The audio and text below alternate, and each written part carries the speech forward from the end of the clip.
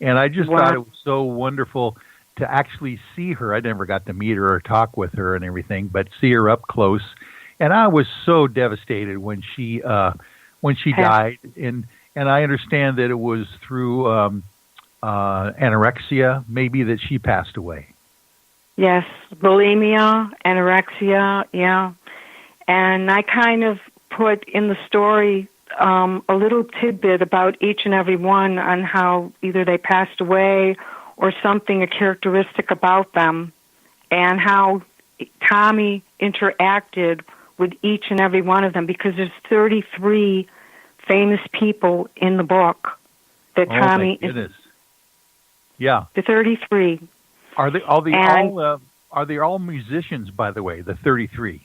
no, he meets Lucille Ball. Oh, He meets Gilda Radner, John Belushi, which is really interesting because he becomes friends with John Bonham, and I'm not going to give that away. And now let me clarify. You're saying that John Belushi became friends with John Bonham? yeah, Oh, that's fascinating.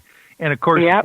let me throw in my little 15 seconds of fame with John Belushi myself, because I think I mentioned this story to you earlier. When I was a Yes. young man, I actually had a job which was fascinating for me. I was the backstage host in the green room at Universal Studios Amphitheater in Hollywood. And of course, all the rock groups came through, the ones that you're talking about, and many, many more. We even had Frank Sinatra open up the season every year at the amphitheater. And I was the little guy backstage, the gopher guy that would get them whatever they needed. But one of the highlights of my time is as the backstage host was when the Blues Brothers came through, Dan Aykroyd and John Belushi. And those guys were just crazy and young and, full of They were big and wonderful. vigor. But to tell you the truth, John Belushi was quite a character. I'll tell you, is he that same? Is he that same way in heaven that you write him into the book? Yes, he is, definitely. I got him to a T, believe it or not. And then came the most interesting thing that every writer has to do, editing. Yeah. And I went ahead and I asked for examples on my story, and they tore my story apart, all these editors. And that's when I ran into Dennis D. Rose on my LinkedIn. And we talked on the phone, and I told him, this is how much I have to work with money. And we came up with an installment, and we started to work together. He would edit first, the first 50 pages, and then we would go over it together and fix whatever was left. And we did this for a while, and we finished the book. Now, the funny thing was, while I was just about finishing it, I was sitting at my computer, and I felt Tommy behind me. And Tommy said to me, Joyce, he says, your book's going to be a success when you find this picture of me and a picture of Disneyland, at Disneyland. It's on you'll find it on the net. I'm like, really? I didn't even know there was a picture of you on Disneyland. I heard they went to Disneyland, but I never knew that there was a picture on there. And I looked and looked and looked, and I couldn't find it. The next day, I said, okay, I'm going to look again. He said, it's there, it's there, it's there. I promise you it's there. So I went ahead and I looked again, and I found it. And I said, Tommy, my book's going to be successful. He said, that's right. You found the picture of Disneyland. Now, the story gets even thicker. At that particular time, Mary Joyce, Joey was moving, and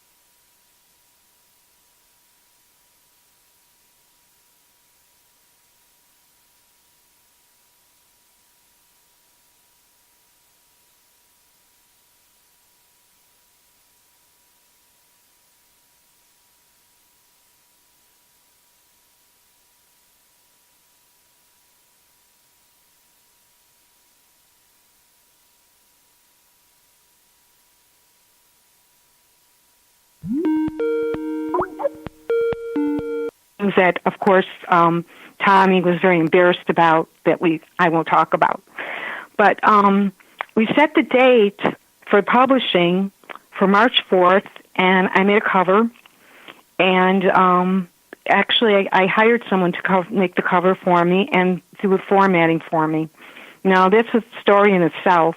But the thing was, I had just finished with the editing of the book, and Mary Joyce told me Joey was coming to Chicago.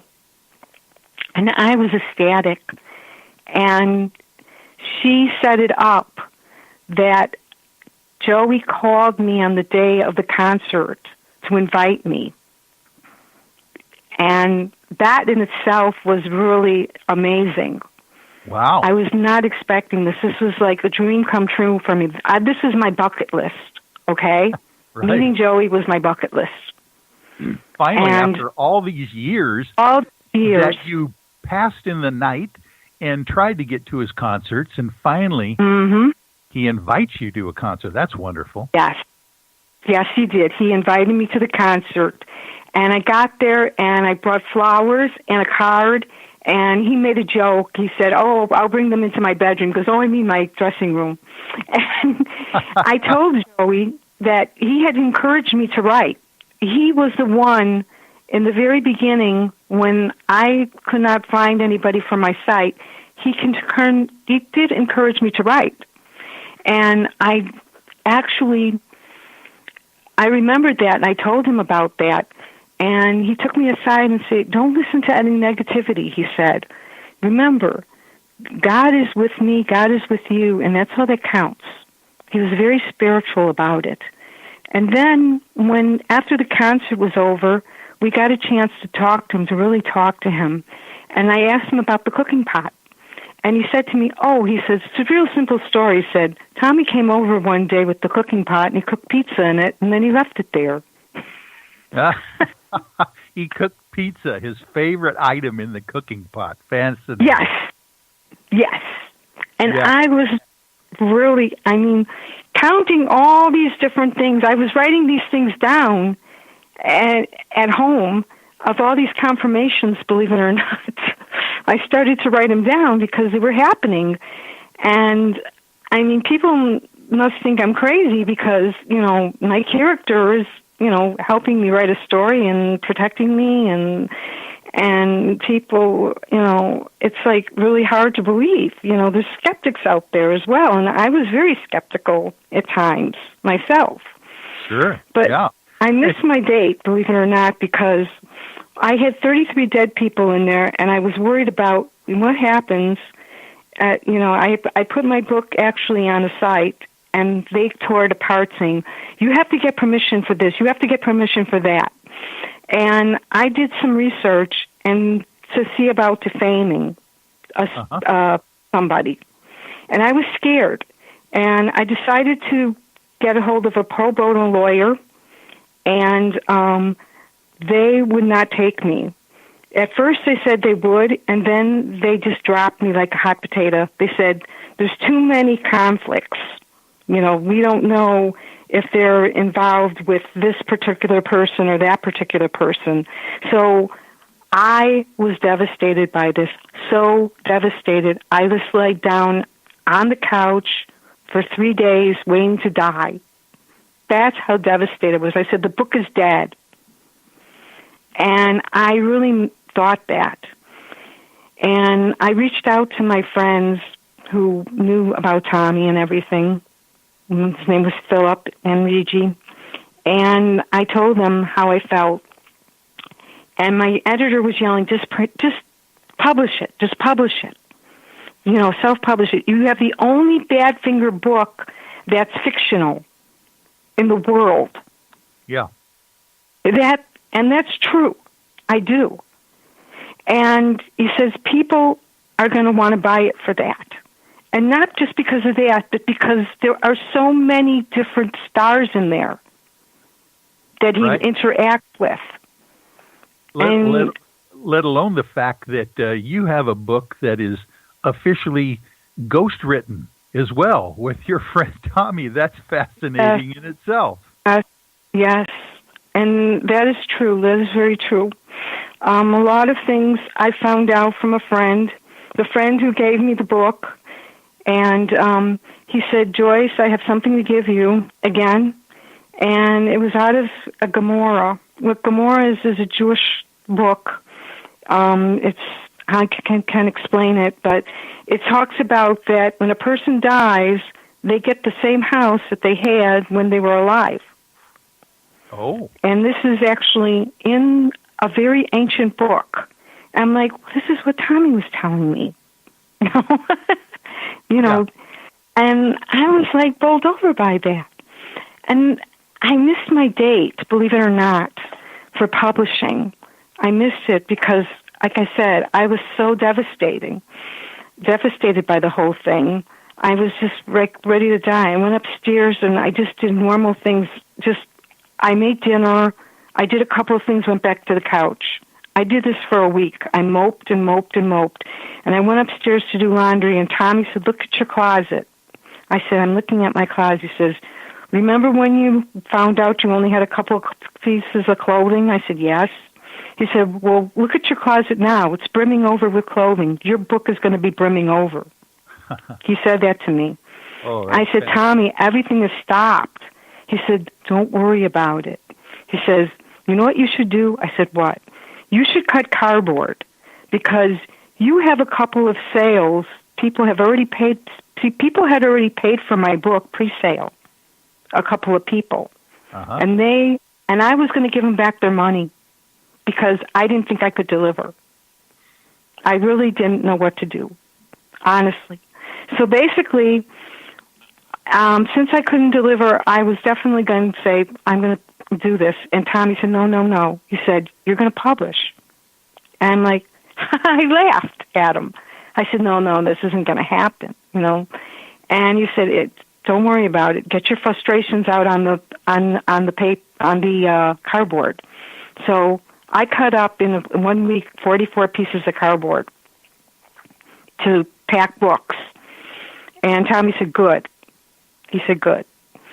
And then I went on LinkedIn, and I was so depressed at the time, and I was just happy to look for publishers because I thought maybe if I get a publisher, all this will end because they'll be able to take care of the legal side of everything. And I ran into a person who was a lawyer, and I knew his name, and he was actually a Facebook friend.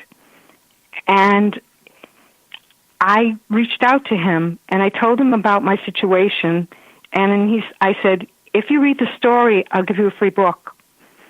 And he said, okay, no problem. I'll tell you if I find any red flags. And I'm like, okay. And I was waiting for the red flags. I really was. And I was walking. I felt like I had a knife over my head. That's how I felt. Right. Now, here's the funny thing. The funny thing was that he was really enjoying the book first. Oh, I'll and he was really enjoying it. He told me. He said, I don't see any red flags. He says, I think you can publish. And at that particular time, when I had found out that I couldn't get a pro bono lawyer, I could not produce anymore. I was only doing the flashbacks. And I couldn't write any new stuff for 3 months. I was totally dry. I couldn't do it. Blocked, and it was horrible. And all of a sudden, all these